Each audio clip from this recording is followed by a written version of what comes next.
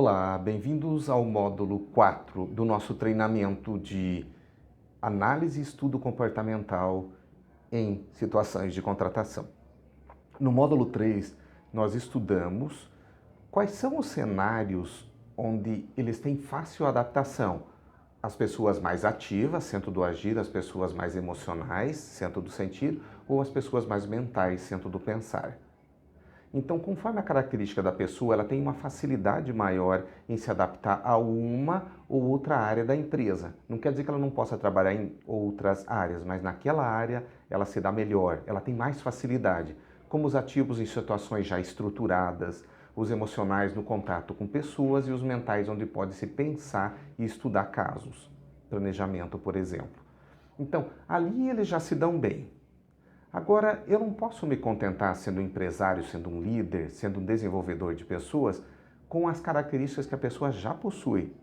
Eu preciso ir além, eu preciso subir a régua. Para fazer isso, eu tenho que saber em que cenários normalmente eles têm mais dificuldade. E aí eu vou puxá-los, eu vou incentivá-los para que eles evoluam naquele cenário.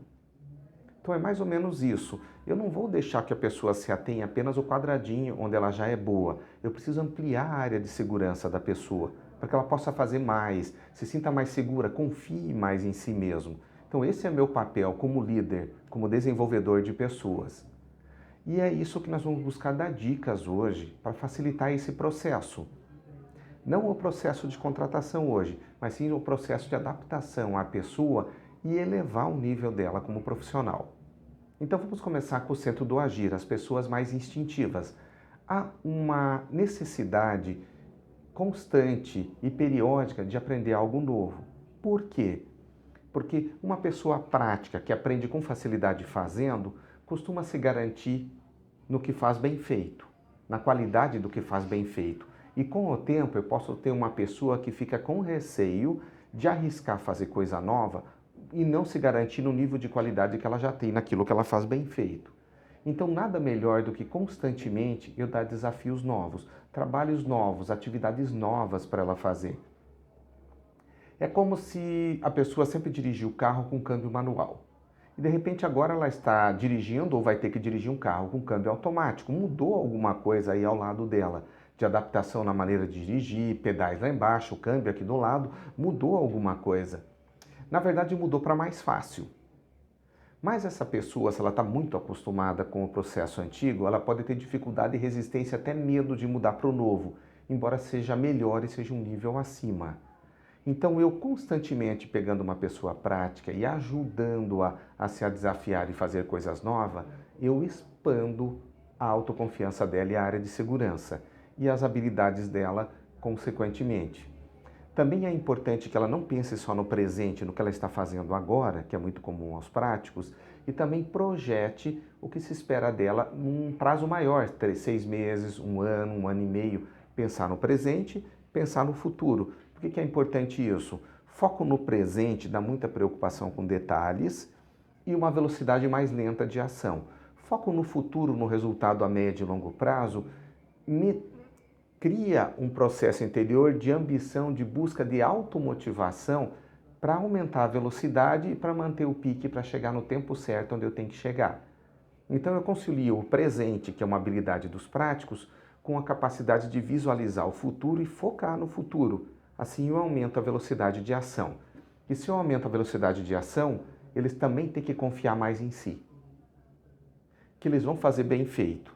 Que o erro vai ser um detalhe e que eles podem acelerar e que errar não tem problema.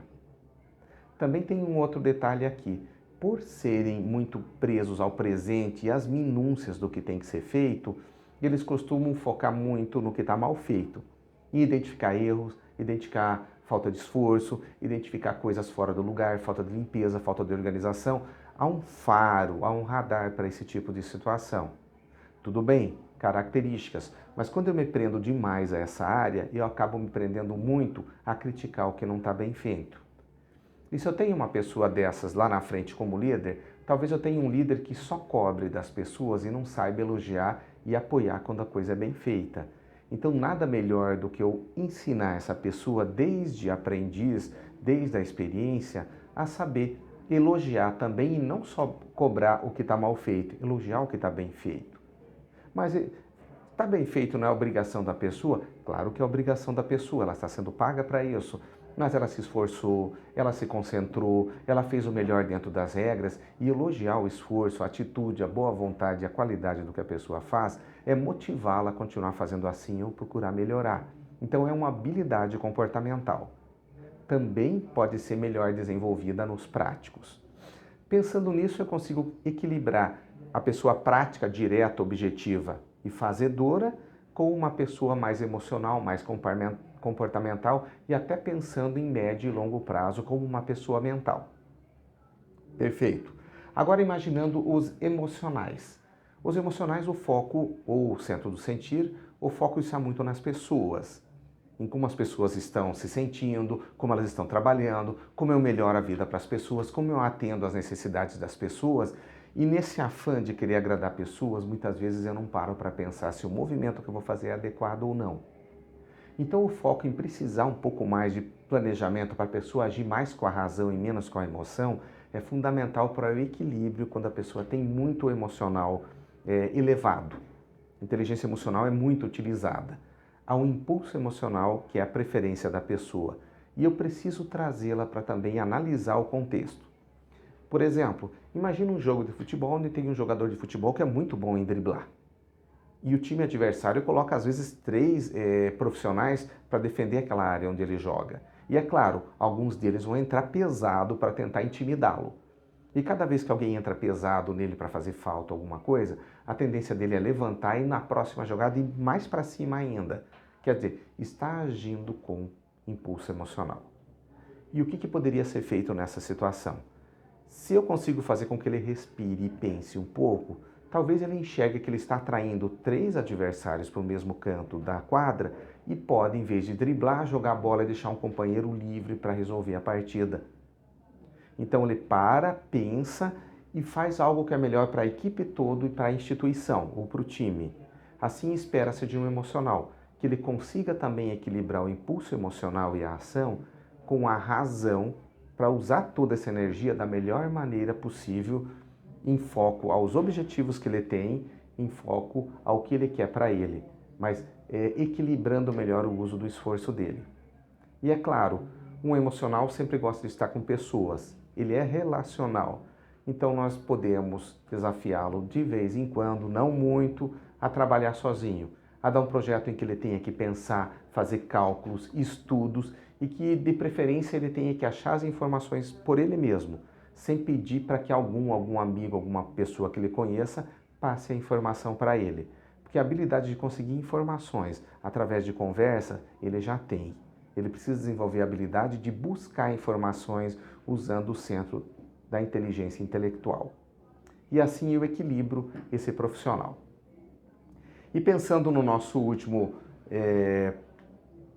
estudo de hoje, os mentais, que eles têm a característica de não gostar muito de se afastar de pessoas e gastarem muito tempo deles na frente de um computador, em cima de uma planilha, em cima de cálculos, numa mesa com vários relatórios e números e planilhas.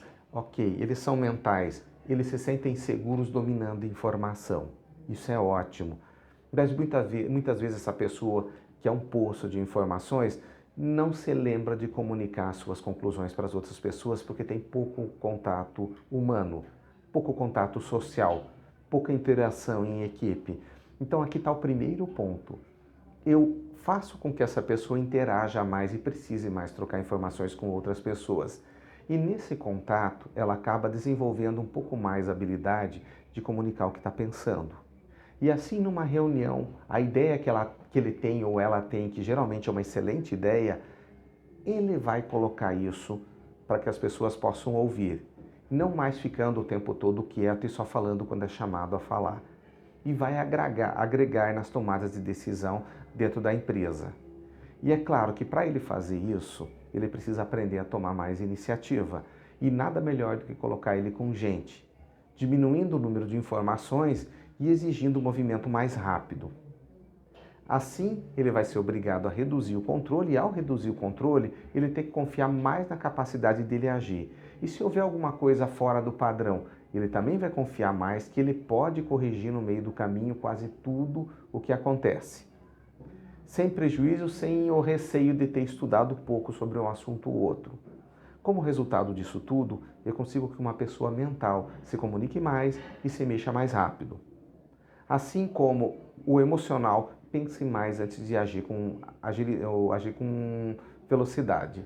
E um ativo que foque mais no futuro em perceber as pessoas no ambiente e não só a tarefa ou a atividade a ser desenvolvida. E assim eu, como profissional que contratei essa pessoa, ajudo ela a se adaptar à cultura e ao que a empresa espera dela. Porque eu, profissional, começo a trabalhar com as 3 características básicas que uma pessoa tem em habilidades de lidar com o ambiente, sejam pessoais ou profissionais, que é a habilidade prática, a emocional e a racional. E é claro que neste processo, vamos supor de experiência de 90 dias, você que já tem essa percepção vai estar acompanhando esse profissional. Nas situações em que precisa corrigir, você está lá, você já sabe como ele funciona. Nas situações que precisa apoiá-lo para ele fazer mais e ir além, você saberá fazer isso, vai motivá-lo a ir além, vai apoiá-lo. E é claro, com todo esse processo entre apoio, orientação, motivação, eu consigo evoluir esse profissional. É como se no processo de entrevista, você já leu o currículo, você recebeu indicações, você já viu o histórico da pessoa, já conversou sobre como ela lida com a vida em vários aspectos, já sabe as habilidades que ela tem e agora você se permite elevar o nível dessa pessoa em todos os sentidos, porque você sabe fazer isso. E a pessoa, vamos supor que receberia uma nota 8 ou 7,5 a entrar na empresa, você a puxa para o padrão 9, para o nível mais alto. Não por causa dela, mas porque você tem a capacidade de fazer leitura e da leitura numa entrevista, você monta a sua estratégia comportamental em paralelo com a estratégia de adaptação da pessoa à empresa. E os resultados tendem a ser melhores e acontecerem em menor tempo. Eu espero ter contribuído com as suas habilidades e agregado um algo a mais, falando das 3 inteligências básicas que o ser humano tem e que, pela ótica do Enneagrama, amparam a maneira da pessoa de lidar com a realidade, tomar decisões, se relacionar e buscar felicidade na vida. Ou o que representa isso? Boa aplicação, sucesso e estaremos sempre à disposição.